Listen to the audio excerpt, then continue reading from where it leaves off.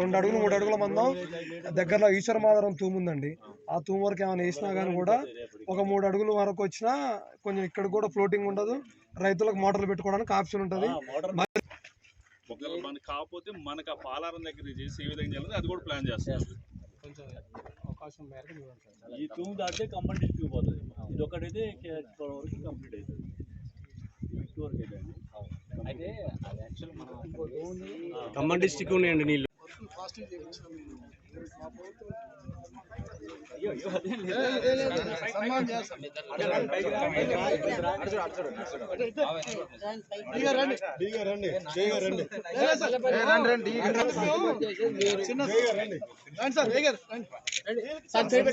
బాబు గారు వచ్చాయి పట్టుకోండి.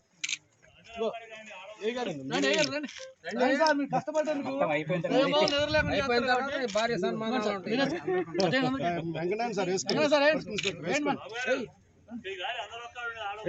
ఇక్కడ ముందు అందరూ ఒక్క సైడ్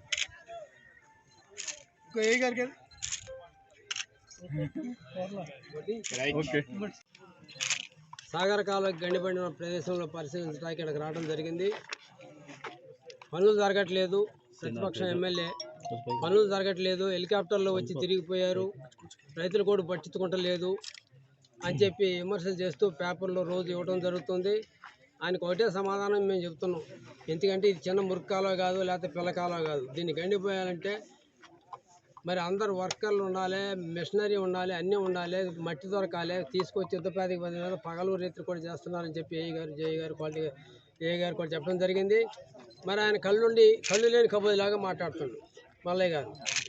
మరి ఆయన విమర్శించడం తేలిక. ఆయన ఉండి పోయిపోయమనండి, ఇక్కడ వద్దని లేదుగా, మేము పగలు రైతులు ఇక్కడే ఉండమానండి, పెట్టుకుని ఆయనకే పేరు తక్కువదిగా ఏదో మంత్రిని విమర్శించాలి. మేము తీవ్రంగా ఖండిస్తున్నాం ఆయన పద్ధతుల్ని. ఏదో రోజు రావడం, ఎవరో ఉనికి కోల్పోతున్నాం అని చెప్పి స్టేట్మెంట్లు ఇచ్చి 2-4 నెంబర్ పెట్టుకొచ్చి కాలువలో దిగి పొలాలు చుట్టడం, కాలువలు చూస్తున్నారు. పొలాలు ఎండితే సహజం, ఎట్టాటి యుద్ధపాధిక మీద చేస్తున్నా పొలాలు ఎండే సహజం అది. మరి దానికి ప్రభుత్వం ఏం చేయలేదు, లేకపోతే మంత్రి ఏం చేయలేడు, ఎమ్మెల్యే ఏం చేయలేడు. మరి చేసే పని హెలికాప్టర్లు వచ్చి పొలాలన్నీ చూసుకుని వెళ్ళటం, మరి అధికారులందరికీ ఆదేశాలు ఇవ్వడం, 2 కాలువలు ఇక్కడ కూడా కార్లగూడెం దగ్గర కూడా కాలువ తెగిన దానికి యుద్ధపాధిక పది మీద అక్కడ కూడా పైపులు వేసి యూటీ కింద మరి చేయడం జరుగుతుంది. ఇంకా ఎంత చేసినా జేఈ గారిని అనేది అంటే ఇంకా 3 రోజుల్లో మేము పని పూర్తి చేయగలుగుతామండి అని చెబుతున్నారు.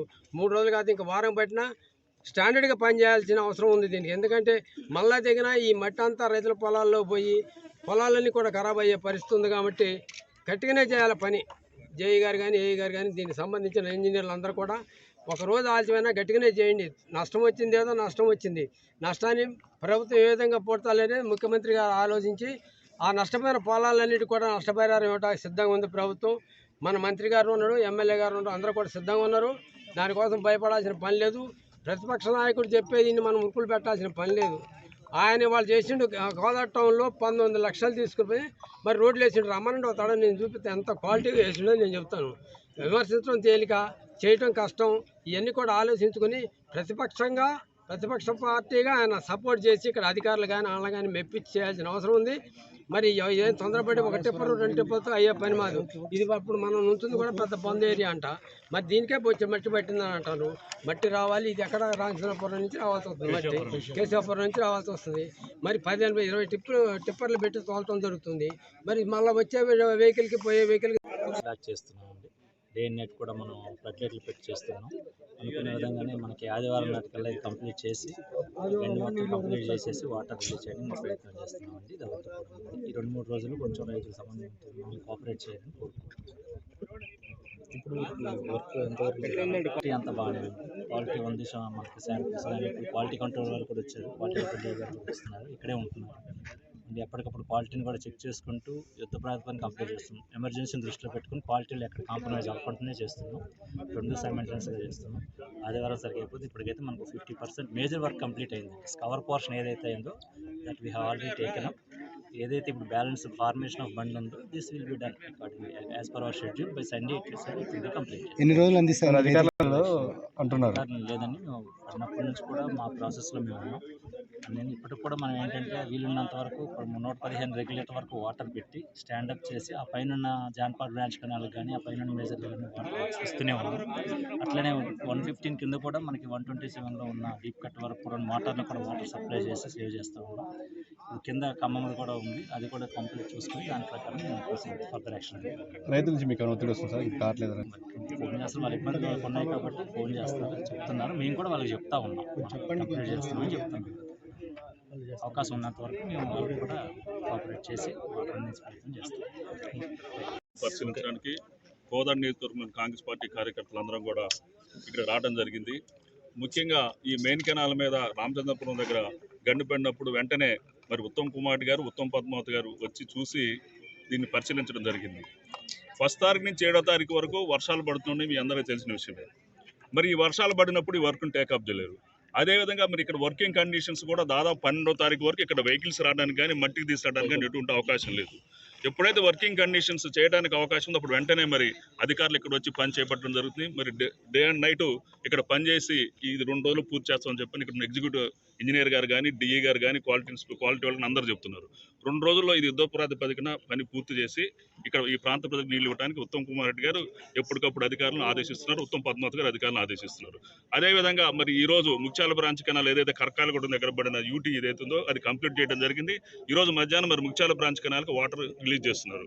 అదేవిధంగా ముత్యాల బ్రాంచ్ కెనాల్కి వాటర్ రిలీజ్ చేయడం వల్ల మరి ఇక్కడ ఉన్నటువంటి కృష్ణానగర్ రైతులందరూ కూడా ఆ వాటర్ లీకేజ్ ద్వారా వచ్చిన వాటర్ మోటార్ ద్వారా పెట్టుకొని వాళ్ళు పంటలు రక్షించుకోవడానికి అవకాశం ఉంటుంది. ఇది 2 రోజుల్లో కంప్లీట్ అయిన తర్వాత మరి అక్కడ ఖమ్మంలో పడింది ఏమైనా లేట్ అయితే ఇక్కడ మన 14B పాలారం మీద నీళ్లు పోయే విధంగా అక్కడ క్రాస్ బండ్ చేసి 21వ తారీఖు కల్లా నీళ్లు ఇవ్వడం జరుగుతుందని చెప్పి అధికారులు చెప్తున్నారు. అదేవిధంగా ఉత్తమ్ కుమార్ గారు చెప్తున్నారు. తప్పనిసరి మరి బాధ్యతమైన ప్రతిపక్షంగా సరైనమైన సలహాలు ఇస్తే స్వీకరించడానికి ఇక్కడ అందరం కూడా సిద్ధమే. కానీ ఈరోజు నువ్వు గణపురంలో నువ్వు చేసిన పని ఏంటి?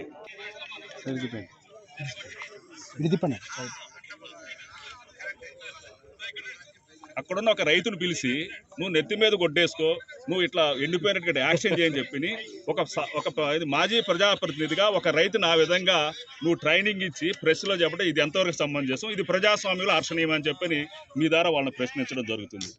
అదేవిధంగా మరి రేపు 2 రోజుల్లో ఇక్కడ ఉన్నటువంటి రైతులందరూ కూడా వాటర్ ఇచ్చి ఆదుకోవడానికి కాంగ్రెస్ ప్రభుత్వం సిద్ధంగా ఉంది. ఉత్తమ్ కుమార్ రెడ్డి గారు, ఉత్తమ్ పద్మావతి గారి నాయకత్వంలో 21వ తారీఖున వాటర్ రిలీజ్ చేయడం జరుగుతుంది. ఈ 2 రోజులు రైతులు సమన్వయం పాటించి మరి మీరు ప్రభుత్వానికి ఇక్కడ ఉన్న అధికారులందరికీ సహకరించడం కోరుకుంటూ మీరు మనోధైర్యాన్ని చెడవద్దని చెప్పి మీ ద్వారా రైతు విజ్ఞప్తి చేస్తారు. ఉత్తమ్ కుమార్ రెడ్డి గారు